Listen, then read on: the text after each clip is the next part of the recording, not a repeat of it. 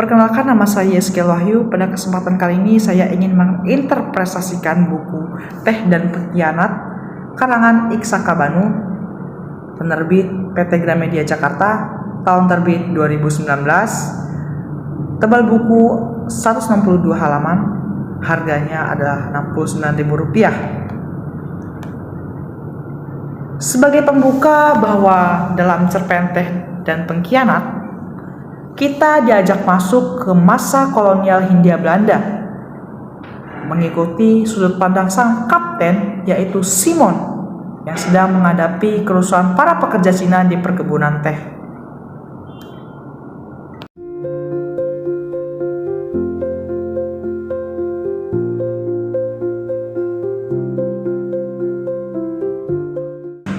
Cerita dibuka dengan suasana kantor Kapten Simon yang berada di loji kembang kuning yang sangat damai. Namun, kedamaian itu berubah ketika muncul laporan bahwa para buruh Cina di dua perkebunan, yaitu Wanasaya dan Sidang Kasih, mulai memberontak akibat ketidakadilan, gaji yang tidak dibayar, hukuman yang kejam, dan larangan membuka lahan baru.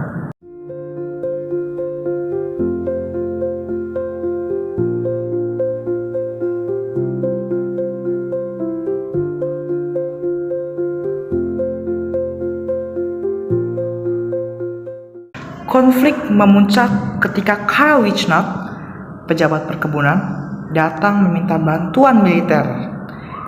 Ia menyebut para buruh sebagai pengkhianat. Namun, Kapten Simon menilai bahwa penyebab utama kekacauan justru berasal dari perlakuan yang tidak adil dari para pejabat kolonial itu sendiri.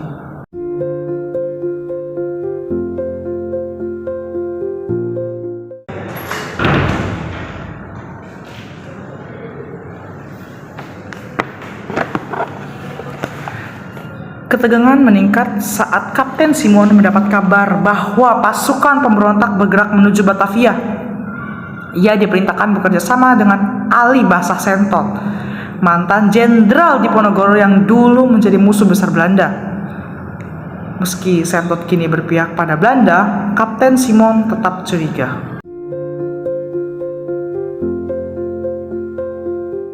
Pertempuran akhirnya pecah dengan strategi cabit udang yang terkenal. Pasukan Sentot membantu menghancurkan kelompok pemberontak Cina Makau dalam waktu yang sangat singkat. Namun di balik kemenangan itu, Kapten Simon tetap dihantui rasa tidak percaya terhadap sekutunya sendiri dan mempertanyakan siapa pengkhianat dalam peperangan ini. Sebagai kesimpulan, cerpen ini menonjolkan konflik batin, ketidakadilan kolonial, dan ironi politik. Penulis berhasil menampilkan sudut pandang seorang perwira Belanda yang mulai menyadari bahwa seringkali sumber pengkhianatan bukan datang dari pihak yang dituduh, tetapi justru dari pihak yang berkuasa. Cerita ini kuat, penuh ketegangan, dan memberi gambaran sejarah yang hidup melalui dialog, detail suasana, dan konflik antar tokoh.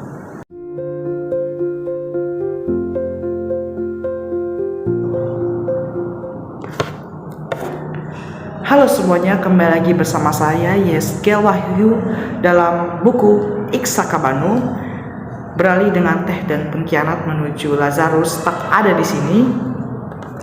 Cerita ini mengambil latar perang Aceh dan membawa kita masuk ke momen terakhir seorang tentara Belanda bernama Letnan Lazarus William Steichhardt.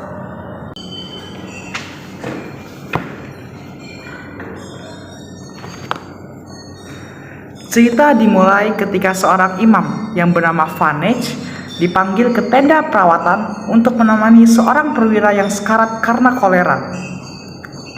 Letnan Steichhardt dengan tubuh yang kurus, pucat, dan penuh penderitaan mulai menceritakan segala dosa dan beban hidupnya.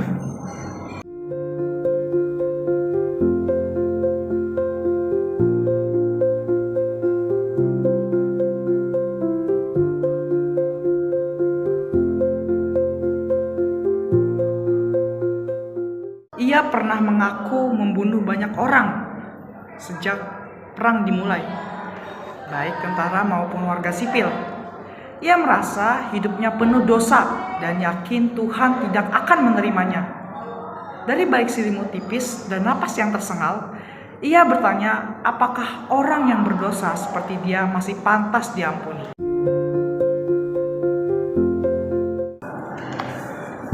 Melalui percakapan yang panjang dan jujur, sang imam mencoba menenangkan batin Letnan dengan kisah-kisah Alkitab tentang Gideon, Daud, hingga Lazarus. Namun Letnan justru merasa dirinya berbeda. Baginya, Lazarus yang dibangkitkan Yesus tidak sama dengan dirinya. Puncak emosi terjadi saat imam membacakan kisah-kisah Lazarus si pengemis, seorang miskin yang menderita di dunia, namun diterima oleh Tuhan di akhirat. Letnan hanya tersenyum pahit dan berkata, Lazarus yang itu tak ada di sini, sebab aku tak pantas menerima kebangkitan.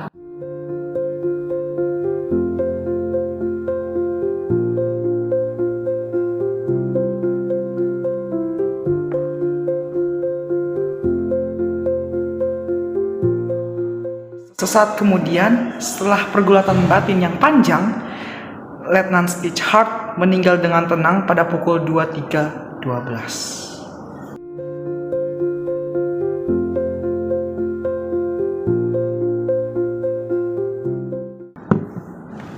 Cerpen Lazarus tak ada di sini adalah kisah reflektif tentang rasa bersalah, penyesalan, dan pencarian makna di akhir hidup. Penulis berhasil menghadirkan suasana perang yang gelap, sekaligus keheningan spiritual yang mendalam. Dialognya kuat, penuh pergulatan batin, dan meninggalkan pertanyaan yang besar. Benarkah seorang yang merasa paling berdosa pun masih memiliki harapan akan pengampunan? Cerpen ini sangat menyentuh, tragis, dan manusiawi. Sebuah karya yang tidak hanya bercerita tentang perang, tetapi juga tentang pertarungan dalam hati, dalam diri manusia. Sekian dari interpretasi YSK Wahyu Senca Wincaksono. Sampai berjumpa di lain kesempatan. Terima kasih.